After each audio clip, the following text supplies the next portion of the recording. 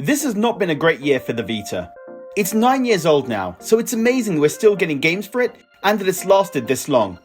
But this has been a year filled with bad news, and with either Sony accidentally or on purpose finding ways to make the experience worse for Vita fans. Before I go through all the news, if you want to know my favourite Vita games of the year, the link to my video will be appearing now and will be in the description of this video. If you like this video, why not subscribe for more Vita reviews and Vita streams? So, onto the news of the year. The year started off as expected. We were getting a steady stream of new games, mainly from Accel, and East Asia Soft were continuing to release physical games. Then in March we saw Gran Turismo and Wipeout Pure for PSP delisted. These were the first notable cases of games being delisted, especially since they were first-party games, which you'd expect to remain up on the store. Also in March, I broke the news that production of Vita cards was ending in early 2021. I'm hoping East Asia Soft has a few games ordered in advance to build a backlog of titles they can release through 2021. But if you're holding out for any Asia English releases from PlayAsia like Dragon's Quest Builders, now is the time to grab them. Links are in the description if you want to check out some of those games on PlayAsia. In March, I also got word from developers that we would be seeing a lot less Vita games going on sale, because Sony was removing the option for developers to put them on sale. This story evolved through the year, but at this point, developers can only put PS4 and PS5 games on sale now. Cross-buy games may go on sale just because their PS4 version has gone on sale, but Vita exclusive titles like Uncharted Golden Abyss will never go on sale again. So if you're holding out before buying a game thinking it may go on sale, you shouldn't bother, just grab it now. In May, Accel Games flagged that Peggy, the rating board for Europe, was putting up the prices for rating games for Vita by 4 times, which would have totally destroyed Vita releases. Peggy reversed this decision, but Accel had already made their choice to stop making games for the Vita, since they were making a loss each time anyway. I spoke to Accel at the time, and they cited Night & Plus as one of the drivers for this decision, because it took a lot of time and effort and money to port to Vita, and it didn't sell well, which is a shame because it's a good game. They released around 60 games for our favourite handheld, so losing them as a publisher hit the Vita's new releases badly. In May, we also got Utawareromuno, I probably said that wrong, Prelude to the Fallen, which is probably the last big Vita game we're going to see released again in the West. I tried it, but I found this visual novel strategy RPG was a little bit too much visual novel for my taste. In May, we also saw the Killzone Mercenary servers shut down temporarily. It looks like it was a mistake, but it was worrying nonetheless. While all this was going on, the Vita hacking scene was going from strength to strength. In May, Rinnegatamante released the Vita native version of Daedalus N64 emulator. It's had a few updates since release, and the games run amazingly well on Vita. Throughout the year, East Asia Soft has published a couple of dozen physical Vita games, and in July, Limited Run Games finally released Papers, Please. We're still waiting for Super Meat Boy though, which should hopefully be coming in the next few months. In July, the search function for the Vita store stopped working. After numerous attempts to raise the issue with Sony, it was finally fixed after 3 weeks. This was not the last time they messed with the Vita store for the worse.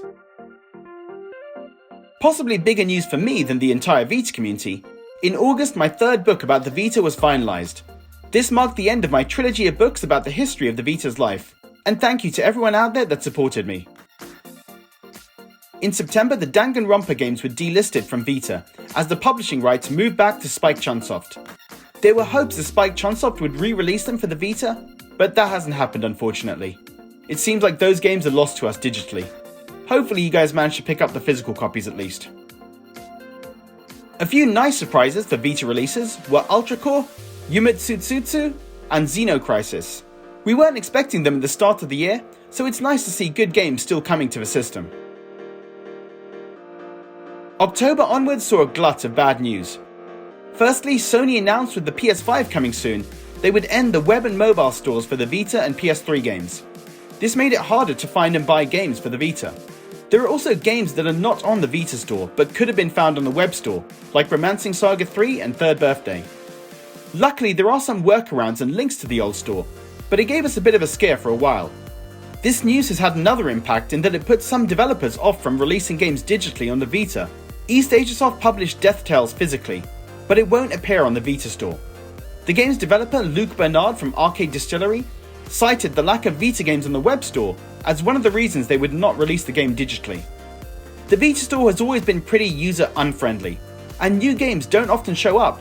Developers have to pay fees to rating boards to release their game on Vita, and then it may not even show up on the store due to the way Sony manages it. It's amazing actually we still get games at all given how hard it is for developers to make money on the Vita. More great news from the hacking community in October and November, when Zanki Zero received an English translation patch, and Grand Theft Auto 3 got a Vita port. More recently, the first boss of Cuphead was ported to Vita, which is very cool news to be able to play that. In November, we found out that the PS5 won't support Vita Remote Play. Not a huge surprise, but still disappointing, and just when we thought Sony really does hate the Vita, they went and released Astro's Playroom, which has some very nice nods to the PlayStation history, including the Vita. In early December, Sony managed to break the Vita store again and stop us from downloading any games at all. This was fixed, but I just wish they would leave the store alone. Despite all the bad news, we've still had games releases. Not a huge number, 57, but the equivalent of around one game a week. There are more games to look forward to in 2021 too, and more physicals from East Asia Soft, and one day we may be able to buy Super Meat Boy from Limited Run Games. Going into 2021, I just hope Sony leaves the Vita alone. I hope they don't mess with the store or try to change anything else. Just let those of us who are enjoying the handheld keep enjoying it. My fear is that with all the changes they've made this year, lack of sales, no easily available web store, that they'll see less and less games being bought for the Vita, and take that as an excuse to shut the store down permanently. I really hope that doesn't happen. My advice to everyone is play your Vita games online in 2021, so Sony can see that game servers are still running and being used, and so they don't decide to shut them down this year. Also, I can't recommend this enough, hack your Vita. It's not an easy process, but the functionality is amazing, and the homebrew community is doing amazing things right now. It's definitely worth it. So guys, in your view, what were the biggest Vita news stories of 2020? And what are your hopes for the system entering into 2021? Leave a comment below, and as always, thanks for watching.